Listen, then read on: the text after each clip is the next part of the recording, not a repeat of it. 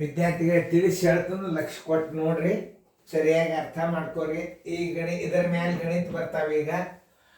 ಈಗ ವೃತ್ತದ ಬಗ್ಗೆ ನಾವು ಅಭ್ಯಾಸ ಮಾಡೋದು. ಯಾಕಂದ್ರೆ ಆಯತ, ಚೌಕ, ವರ್ಗ, ವಿಸ್ತೀರ್ಣ. ಚೌಕ ಅಂದ್ರೆ ಒಂದೇ, ವರ್ಗ ಅಂದ್ರೆ ಒಂದೇ, ವಿಸ್ತೀರ್ಣ ಸುತ್ತಳತೆ.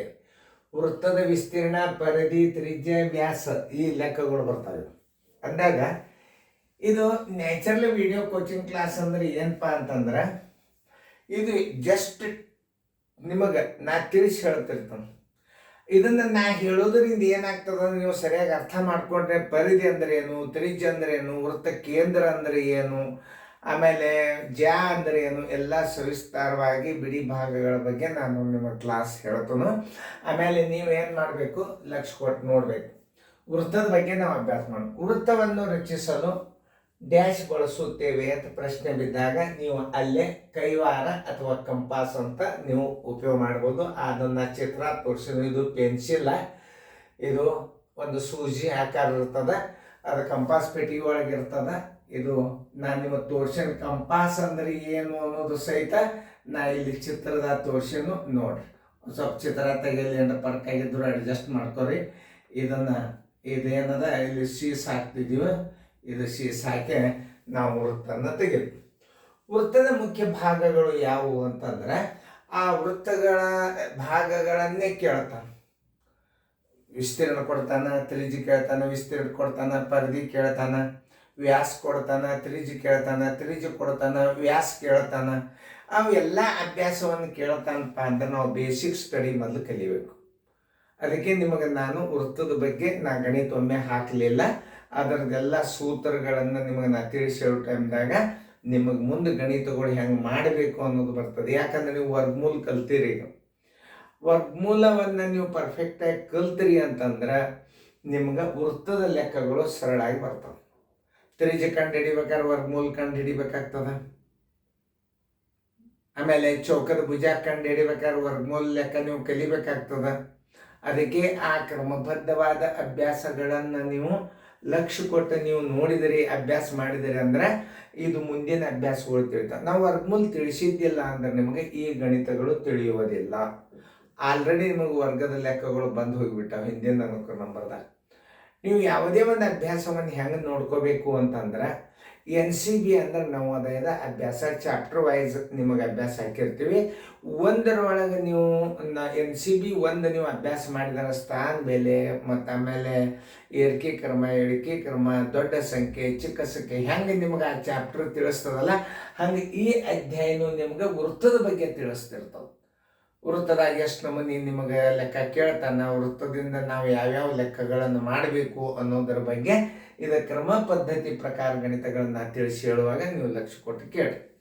ಈಗ ನೋಡಿ, ಈ ವೃತ್ತದ ಮುಖ್ಯ ಭಾಗಗಳು ಯಾವುವು ಅಂತ ಕೇಳಿದಾಗ ಫಸ್ಟ್ ಕೇಂದ್ರ ಬಿಂದುದಿಂದ ಅಭ್ಯಾಸ ಅದ. ಕೇಂದ್ರ ಬಿಂದು ಯಾವುದು ಅಂತ ಕೇಳ್ತಾನ. ಆಮೇಲೆ ಎರಡನೇದ ಪರಿಧಿ ಅಂದರೆ ಯಾವುದು, ಆಮೇಲೆ ತ್ರಿಜ್ಯ, ಜ್ಯಾ, ವ್ಯಾಸ, ಕಂಸ. ಇಷ್ಟ ನಿಮಗೆ ಅದರ ಬಗ್ಗೆ ಆ ಭಾಗಗಳ ಬಗ್ಗೆ ನಿಮಗೆ ಪರಿಚಯ ಇರಬೇಕು. ಅದಕ್ಕೆ ನಾನು ತಿಳಿಸಿ ಹೇಳ್ತಾನೆ, ನೀವು ಲಕ್ಷ್ಯ ಕೊಟ್ಟು ನೋಡಿ. ಕೇಂದ್ರ ಬಿಂದು ಎಂದರೇನು? ಒಂದು ವೃತ್ತದೊಳಗೆ ನಾವು ಕೇಂದ್ರ ಬಿಂದು ತೆಗಿತೀವಿ. ಕೇಂದ್ರ ಬಿಂದುವಿನಿಂದ ಸಮಾಂತರವಾಗಿ ಸುತ್ತುವರಿಯಲ್ಪಟ್ಟ ರೇಖೆ ನಿಮಗೇನು ಕಾಣಿಸ್ತದೆ ಇದು ವೃತ್ತ ಅಂತಾರೆ. ಇದಕ್ಕೆ ಕೇಂದ್ರ ಬಿಂದುಕ್ಕೆ ನಾವು ಒಂದು ಹೆಸರು ಏನು ಕೊಡೋನು, ಓ ಅಂತ ಕೊಟ್ಟು ಬಿಡೋದು. ಏನು ಓ ಅಂತ ಕೊಡೋಣ. ಓಕೆ. ವೃತ್ತದ ಮಧ್ಯದಲ್ಲಿರುವ ಸ್ಥಿರವಾದ ಬಿಂದುವನ್ನು ಕೇಂದ್ರ ಬಿಂದು ಎನ್ನುವರು. ಇದಕ್ಕೆ ಕೇಂದ್ರ ಬಿಂದು ಅಂತಾರೆ. ಮೇಲೆ ಅದಲ್ಲ, ಅದಕ್ಕೆ ಕೇಂದ್ರ ಬಿಂದು ಅಂತಾರೆ. ಅದಕ್ಕೊಂದು ಓ ಅಂತ ಹೆಸರು ಕೊಡಬೇಕು. ಯಾಕಂದ್ರೆ ನಾಳೆ ಬಿಡಿ ಭಾಗಗಳನ್ನು ಬರೆಯುವಾಗ ಒಂದು ಕೇಂದ್ರಕ್ಕೆ ನಾವು ಒಂದು ಅಕ್ಷರಗಳನ್ನು ಕೊಟ್ಟು ಗುರುತಿಸ್ಬೇಕಾಗ್ತದೆ. ಆಮೇಲೆ ತ್ರಿಜ್ಯ, ಜ್ಯಾ, ವ್ಯಾಸ, ಕಂಸ ಇವೆಲ್ಲ ನಿಮಗೆ ಇರಬೇಕು. ವೃತ್ತದ ಚಿಕ್ಕ ಭಾಗಕ್ಕೆ ಏನಂತಾರ, ವ್ಯಾಸ ಅಂತಾರ, ಇದು ಕಂಸ ಅಂತಾರ. ಆಮೇಲೆ ಜ್ಯಾ ಅಂದ್ರೆ ಏನು, ಒಂದು ಪರದಿಯಿಂದ ಕೇಂದ್ರ ಬಿಂದುವಿನ ಮೇಲೆ ಹಾಯ್ದು ಎದುರಿಗಿನ ಪರದಿಗೆ ಎಳೆದಂತ ಗೆರಿ ವ್ಯಾಸ ಅಂತ. ಹಿಂಗೆಲ್ಲ ನೀವು ಡೆಫಿನೇಷನ್ಗಳನ್ನು ಕೇಳಿದ್ರೆ ಹೇಳಿ ಬರಬೇಕು. ಅಂದ್ರೆ ಇದು ನ್ಯಾಚುರಲ್ ಕೋಚಿಂಗ್ ಕ್ಲಾಸ್ ನೀವು ಅಭ್ಯಾಸ ಮಾಡಿಬಿಟ್ರಿ ಅಂದ್ರೆ, ಕ್ರಮಬದ್ಧವಾದ ಅಭ್ಯಾಸವನ್ನು ಮನೆಯಲ್ಲಿ ಮಾಡಿಬಿಟ್ರಿ ಅಂದ್ರೆ ನೀವು ಬೇಕಾದ ಶಾಲೆ ಒಳಗೆ ಬೇಕಾದ ಕ್ಲಾಸಿಗೆ ನೀವು ಎಲ್ಲ ಅಭ್ಯಾಸಗಳು ತಿಳಿಯುವಂಥ ಇದು ಒಂದು ವಿಡಿಯೋ ಕಾರ್ಯಕ್ರಮ. ಇದು ಇವೆಲ್ಲ ಅಭ್ಯಾಸಗಳು ನವೋದಯ ಸೈನಿಕ್ ಸ್ಕೂಲ್ ಒಂದೇ ಅಂತ ಅರ್ಥ ಮಾಡ್ಕೋಬೇಡ್ರಿ. ಅಪ್ ಟು 10th ತನಕ ನಿಮಗೆ ಇದು ಹೆಲ್ಪ್ ಆಗ್ತದೆ. ಈ ಅಭ್ಯಾಸವನ್ನು ನೀವೆಲ್ಲರೂ ನೋಡ್ರಿ, ಮನೆಯೊಳಗೆ ಕಲೀರಿ. ಇದು ಬೇಸಿಕ್ ನಿಮಗೆ ಕಲ್ತ್ರಿ ಅಂತಂದರೆ ಇಂಗ್ಲೀಷ್ ಮೀಡಿಯಮ್ ಆಟೋಮೆಟಿಕ್ಲಿ ನೀವು 5ನೇ ವರ್ಗ ಕಂಪಲ್ಸರಿ ಕನ್ನಡ ಮೀಡಿಯಮ್ದಾಗ ಕಲ್ತ್ರೆ ನಿಮಗೆ ಅಭ್ಯಾಸ ಭಾಳ ಅಚ್ಚು ಹೊಡೆದಂಗೆ ನಿಮ್ಮ ತಲೆಯಾಗಿ ಬರ್ತವೆ. ಅದಕ್ಕೆ ಕನ್ನಡ ಮೀಡಿಯಮ್ ಕಲ್ತು ಮುಂದೆ ಇಂಗ್ಲೀಷ್ ಮೀಡಿಯಮ್ಗೆ ಹೋಗ್ಬೋದು. ಕನ್ನಡ ಮೀಡಿಯಮ್ದಾಗ ಕಲ್ತು ಇಂಗ್ಲೀಷ್ ಮೀಡಿಯಮ್ದಾಗೂ ನಿಮಗೆ ಗಣಿತ ಬರ್ತಿತ್ತಂದ್ರೆ ಹೇಳ್ಬೋದು. ಅರ್ಥಾತ್ ಏನು, ಕನ್ನಡ ಮೀಡಿಯಮ್ದಲ್ಲಿ ಪರ್ಫೆಕ್ಟಾಗಿ ಗಣಿತನ್ನು ಕಲೀರಿ, ಇಂಗ್ಲೀಷ್ ಮೀಡಿಯಮ್ದಾಗ ಸರಳಾಗಿ ಹೇಳಬಹುದು. ಹಾಡು ಭಯಪಟ್ಟಿರ್ತ ಬೇಕಾದ ರಾಗದಲ್ಲಿ ನೀವು ಹಾಡುಗಳನ್ನು ಹಾಡಬಹುದು. ಹಂಗೆ ಇದು ಕನ್ನಡ ಮೀಡಿಯಮ್ದಲ್ಲಿ ಕಲಿಯೋದು ಅಂದ್ರೆ ಒಂದು ಹಾಡನ್ನು ಭಯಪಟ್ಟು ಮಾಡಿದಂಗೆ. ಗಣಿತ ಪರ್ಫೆಕ್ಟ್ ಆಗಿ ಬಿಡ್ರಿ ನೀವು. ನೋಡ್ರಿ, ನೀವು ಪ್ರತಿಯೊಂದು ಅಭ್ಯಾಸವನ್ನು ಇಂಗ್ಲೀಷ್ ಮೀಡಿಯಮ್ದಾಗ ನೀವೇ ರ್ಯಾಂಕ್ ಇರ್ತೀರಿ. ನೀವು ಕನ್ನಡ ಮೀಡಿಯಮ್ದಲ್ಲಿ ವಿದ್ಯಾರ್ಥಿಗಳು ತೆಗೆದುಕೊಂಡಂಥ ವಿದ್ಯಾರ್ಥಿಗಳ ಗುಣಮಟ್ಟ ಇಂಗ್ಲೀಷ್ ಮೀಡಿಯಮ್ದಾಗ ಸೈಡ್ ಹಾಕೋ ಹುಡುಗರು ಅಂದ್ರೆ ಕನ್ನಡ ಮೀಡಿಯಂ ಹುಡುಗರೇ. ಎಲ್ಲಿ ಬೇಕಾದಲ್ಲಿ ನೋಡ್ರಿ, ನಾನು ನೋಡಿದ ಇದನ್ನು ಅದನ್ನ ಅನುಭವಗಳನ್ನು ಹೇಳ್ತಾನೆ. ಪರಿಧಿ ಎಂದರೇನು? ವೃತ್ತದಂತೂ ತಿಳಿತಲ್ಲ. ಕೇಂದ್ರ ಬಿಂದು ಎಂದರೇನು? ವೃತ್ತದ ಮಧ್ಯದಲ್ಲಿರುವ ಸ್ಥಿರವಾದ ಬಿಂದುವನ್ನು ಕೇಂದ್ರ ಬಿಂದು ಎನ್ನುವರು. ಉದಾಹರಣೆಗೆ ಕೇಂದ್ರ ಬಿಂದು ಇದು, ಅದಕ್ಕೆ ನಾವು ಓ ಅಂತ ಹೆಸರು ಕೊಟ್ಟು ಲಕ್ಷ್ಯ ಕೊಟ್ಟು ನೋಡ್ರಿ. ಪರಿಧಿ ಎಂದರೇನು? ವೃತ್ತದ ಸುತ್ತಳತೆಗೆ ಪರಿಧಿ ಎನ್ನುತ್ತಾರೆ. ವೃತ್ತದ ಸುತ್ತಳತೆ ಅಂದ್ರೆ ನೀವು ಹೆಂಗೆ ತೋರಿಸ್ಬೇಕು? ಹಿಂಗೆ ಕೈ ಹಿಡಿದು ತೋರಿಸ್ಬೇಕಿದ್ ನೋಡಿ. ವೃತ್ತದ ಕೇಂದ್ರ ಬಿಂದುವಿನಿಂದ ಸಮಾಂತರ ಅಳತೆಗೊಂಡ ನಾವು ಒಂದು ಸುತ್ತ ಹೊಡೆದೀವಿ ಅಂದ್ರೆ ಏನಂತಾರ? ಇದಕ್ಕೆ ಪರಿಧಿ ಅಂತಾರ. ನಾನು ನೋಡಿದ ಪರಿಧಿ ತೋರಿಸ್ಲಿಕ್ಕತ್ತ. ಪರಿಧಿ ಅಂದ್ರೆ ಕೇಂದ್ರ ಬಿಂದುವಿನಿಂದ ಸಮಾನಾಂತರದಲ್ಲಿ ಕಂಪಾಸದಿಂದ ತೆಗೆದಂಥ ಸುತ್ತುವರಿಯಲ್ಪಟ್ಟ ವಕ್ರ ರೇಖೆಗೆ ಪರಿಧಿ ಅಂತಾರ. ವೃತ್ತದ ಸುತ್ತಳತೆ, ವೃತ್ತದ ದಂಡಿಗೊಂಡು ಕೈ ಆಡಿಸಿದ್ರೆ ಅಂದ್ರೆ ಅದಕ್ಕೆ ಏನು ಅನ್ಬೇಕು? ಪರಿಧಿ ಅಂತಾರೆ. ಅದೇ ಒಳಗಿನ ಬಾಜು ಜರ್ ನೀವು ಇಲ್ಲಿ ಬಣ್ಣ ತುಂಬಿದ್ರೆ ಏನಾಗ್ಬಿಡ್ತದ? ಅದು ವಿಸ್ತೀರ್ಣ ಆಗ್ತದ. ಯಾವುದೇ ಒಂದು ಕೇಂದ್ರ ಬಿಂದು ಎಲ್ಲ ಕೇಂದ್ರ ಬಿಂದುದಿಂದ ಪರಿಧಿ ಅಂತರ ಸೇಮ್ ಇರ್ತದೆ. ಒಂದಿಲ್ಲಿ ಅಳತೆ ಕೊಟ್ಟರೆ ಪೂರ್ತಿ ವೃತ್ತದಂದು ಎಲ್ಲೇ ಬಿಂದುವಿನಿಂದ ಗೆರೆ ಹೇಳಿದ್ರು ಅದರ ಅಳತೆ ಏನಾಗಿರ್ತದೆ? ಸಮನಾಗಿರುತ್ತದೆ. ಇದು ಪ್ರಶ್ನೆ ಬಿದ್ದು.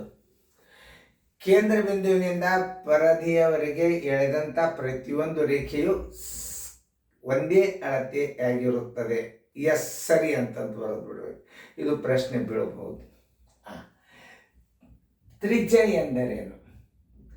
ಕೇಂದ್ರ ಬಿಂದು ಪರದೆಯ ಮೇಲಿನ ಯಾವುದೇ ಒಂದು ಬಿಂದುಗಳ ನಡುವಿನ ಅಂತರವನ್ನು ತ್ರಿಜ್ಯ ಎನ್ನುವರು. ಇಲ್ಲದು ನಾ ಇಲ್ಲಿದೊಂದು ಇದು ಪರದೆ ಮೇಲೆ ಒಂದು ಕೇಂದ್ರ ಬಿಂದು ಮಾಡಿಕೊಂಡು ಈ ಕೇಂದ್ರ ಬಿಂದುದಿಂದ ಇಲ್ಲಿ ತನಕ ಇದಕ್ಕೂ ತ್ರಿಜ್ಯ ಅಂತಾರೆ. ಇಲ್ಲಿದಿಂದ ಇಲ್ಲಿ ಎಳೆದ್ರು ಇದಕ್ಕೂ ತ್ರಿಜ್ಯ ಅಂತಾರೆ. ಇಲ್ಲಿದಿಂದ ಇಲ್ಲಿ ಎಳೆದ್ರು ತ್ರಿಜ್ಯ ಅಂತಾರೆ. ಇಲ್ಲಿದಿಂದ ಇಲ್ಲಿ ಎಳೆದ್ರು ತ್ರಿಜ್ಯ ಅಂತಾರೆ. ನಾ ಎರಡು ತ್ರಿಜ್ಯಗಳನ್ನು ನಿಮ್ಮ ಮಾದರಿ ತೋರಿಸಲು ಸಾಕು. ಓ ಕ್ಯೂ ತ್ರಿಜ್ಯ, ಓ ಕ್ಯೂ ತ್ರಿಜ್ಯ, ಓ ಎಕ್ಸ್ ತ್ರಿಜ್ಯ. ಇನ್ನು ಮುಂದಿನ ಭಾಗಗಳ ಬಗ್ಗೆ ಅಭ್ಯಾಸ ನಿಮಗೆ ಸರಿಯಾಗಿ ತಿಳಿಸಿ ನಾ ಹೇಳಿನು. ಇದು ಮೊದಲು ಬೇಸಿಕ್ ಸ್ಟಡಿ ನಿಮ್ಗೆ ಗೊತ್ತಿರ್ಬೇಕು. ಅಂದ್ರೆ ಮುಂದಿನ ಅಭ್ಯಾಸಗಳು ಎಲ್ಲ ಇಷ್ಟು ಚಂದ ತಿಳಿತಾವ. ಕನ್ನಡ ಮೀಡಿಯಮ್ದಾಗ ನೀವು ಪರ್ಫೆಕ್ಟ್ ತಿಳ್ಕೊರಿ. ಮುಂದೆ ನೋಡ್ರಿ ನಿಮಗೆ ಅಭ್ಯಾಸಗಳು ಎಷ್ಟು ಬರ್ತಾವ. ಎಲ್ಲಿ ಹೋದ್ರೂ ಸದ್ಯಕ್ಕೆ ಈ ವಿಡಿಯೋ ಕಲ್ತ ಹುಡುಗರಿಗೆ ಭಾರಿ ಒಂದು ಗೌರವ ಸಿಗ್ತದೆ. ಯಾಕಂದ್ರೆ ಇದು ಬೇಸಿಕ್ ಅರ್ಥ ಆಗುವಂಗೆ ನಾ ಗಣಿತಗಳನ್ನು ತಿಳಿಸಿರ್ತೀನಿ. ತಿಳಿಲಿಲ್ಲ ಅಂದ್ರೆ ಮತ್ತೊಂದ್ಸಲ ವಿಡಿಯೋ ರೀಪ್ಲೇ ಮಾಡ್ರಿ, ಮತ್ತೊಂದು ತಿಳ್ಕೊರಿ. ತಿಳಿತಲ್ಲ? ಈಗ ನೋಡಿ, ನಾ ಹೇಳುವಂಥ ಪ್ರಶ್ನೆಯನ್ನು ಸರಿಯಾಗಿ ಫೇರ್ದಾಗ ಬರ್ಕೋಬೇಕು. ಇನ್ನೊಂದ್ಸಲ ನಾ ತಿಳಿಸಿ ಹೇಳ್ತಾನು. ವೃತ್ತವನ್ನು ರಚಿಸಲು ಡ್ಯಾಶ್ ಬಳಸುತ್ತೇವೆ, ಕೈವಾರ ಅಥವಾ ಕಂಪಾಸ. ವೃತ್ತದ ಮುಖ್ಯ ಭಾಗಗಳು ಯಾವುವು? ಒಂದು ಕೇಂದ್ರ ಬಿಂದು, ಎರಡನೇದು ಪರಿಧಿ, ಮೂರನೇದು ತ್ರಿಜ್ಯ, ನಾಲ್ಕನೇದು ಚ, ಐದನೇದು ವ್ಯಾಸ, ಆರನೇದು ಕಂಸ. ಇವು ಮುಂದಿನ ಬೋರ್ಡ್ದೊಳಗೆ ಈ ಭಾಗನ ನಾ ತಿಳಿಸಿ ಹೇಳ್ತಾನೆ. ಕೇಂದ್ರ ಬಿಂದು ಎಂದರೇನು? ವೃತ್ತದ ಮಧ್ಯದಲ್ಲಿರುವ ಸ್ಥಿರವಾದ ಬಿಂದುವನ್ನು ಕೇಂದ್ರ ಬಿಂದು ಎನ್ನುವರು. ಇದಕ್ಕೆ ಕೇಂದ್ರ ಬಿಂದು ಅಂತಾರೆ. ಅದಕ್ಕೆ ಓ ಅಂತ ಒಂದು ಗುರ್ತಾಕೊಟ್ಟ. ಪರಿಧಿ ಎಂದರೇನು? ವೃತ್ತದ ಸುತ್ತಳತೆಗೆ ಪರಿಧಿ ಎಂದು ಅನ್ನುತ್ತಾರೆ. ಪರಿಧಿ ತೋರಿಸರೆ ಅಂದ್ರೆ ವೃತ್ತದ ದಂಡಿಗೊಂಡು ಕೈ ಎಳೆದ್ರೆ ಅದಕ್ಕೆ ಅನ್ಬೋದು ಪರಿಧಿ ಅಂತ. ತ್ರಿಜ್ಯ ಎಂದರೇನು? ಕೇಂದ್ರ ಬಿಂದು ಪರದೆಯ ಮೇಲಿನ ಯಾವುದೇ ಒಂದು ಬಿಂದುಗಳ ನಡುವಿನ ಅಂತರವನ್ನು ತ್ರಿಜ್ಯ ಎನ್ನುವರು. ನಾಗಾಳಿ ತೋರಿಸಿಲ್ಲ. ಇವೆಲ್ಲ ಫೇರ್ದಾಗ ಚೆಂದಾಗಿ ನೋಟ್ಬುಕ್ ತಗೊಂಡು ಇದು ಕೊನೆಯವರೆಗೂ ಈ ಅಭ್ಯಾಸ ಇರ್ತದೆ. ನಿಮ್ಮ ಮೊಬೈಲ್ದೊಳಗೆ ಇರ್ತದೆ ಅಭ್ಯಾಸ. ಆಮೇಲೆ ಆ್ಯಂಡ್ರಾಯ್ಡ್ ಟಿವಿಯಾಗ ಇರ್ತದೆ, ಯೂಟ್ಯೂಬ್ದಾಗ ಇರ್ತದೆ. ಅದನ್ನು ನೀವು ಸರಿಯಾಗಿ ಉಪಯೋಗ ಮಾಡಿಕೊಂಡು ನೀವು ಸಬ್ಸ್ಕ್ರೈಬ್ ಆಗ್ರಿ, ಇದನ್ನು ನೋಡ್ರಿ. ಈಗ ವೃತ್ತದ ಬಗ್ಗೆ ಪಾಠ ಬಂದದ, ಮತ್ತು ನಿಮ್ಮ ಮುಂದಿನ ಭಾಗವನ್ನು ನಾನು ಬಿಡಿಸಿ ತೋರಿಸ್ತೀನಿ. ಇದನ್ನು ಫೇರ್ದಾಗ ಬರ್ಕೊರಿ.